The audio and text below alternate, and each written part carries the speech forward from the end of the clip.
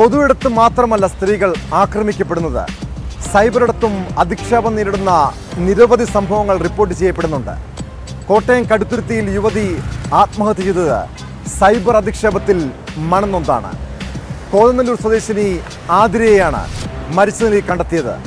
സംഭവത്തിൽ യുവതിയുടെ മുൻ സുഹൃത്തായ അരുണിനെതിരെ ആത്മഹത്യാ പ്രേരണ കുറ്റം ചുമത്തി പോലീസ് കേസെടുത്തു.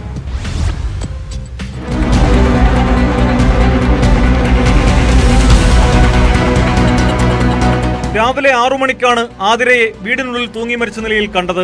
കടുത്തുരുത്തി ഞീഴൂർ സ്വദേശിയായ അരുൺ വിദ്യാധരനുമായി ആതിര സൗഹൃദത്തിലായിരുന്നു. പിന്നീട് ഇരുവരും അകന്നു.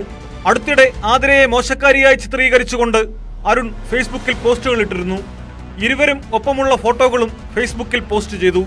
ഇതേ തുടർന്നുള്ള മനോവിഷമത്തിലാണ് ആതിര ആത്മഹത്യ ചെയ്തതെന്നാണ് പോലീസ് നൽകുന്ന വിവരം.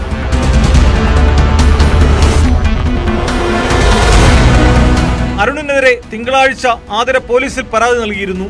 ഇതിനു പിന്നാലെയാണ് അരുൺ കൂടുതൽ ഫേസ്ബുക്ക് പോസ്റ്റുകൾ ഇട്ടത്. മണിപ്പൂരിൽ IAS ഉദ്യോഗസ്ഥനായ കൊല്ലം സ്വദേശിയുടെ ഭാര്യ സഹോദരിയാണ് ആതിര. സംഭവത്തിൽ അരുണിനെ കണ്ടെത്താനുള്ള ശ്രമത്തിലാണ് പോലീസ്. ഇയാൾക്കെതിരെ ആത്മഹത്യാ പ്രേരണ കുറ്റത്തിന് കേസ് രജിസ്റ്റർ ചെയ്തിട്ടുണ്ട്.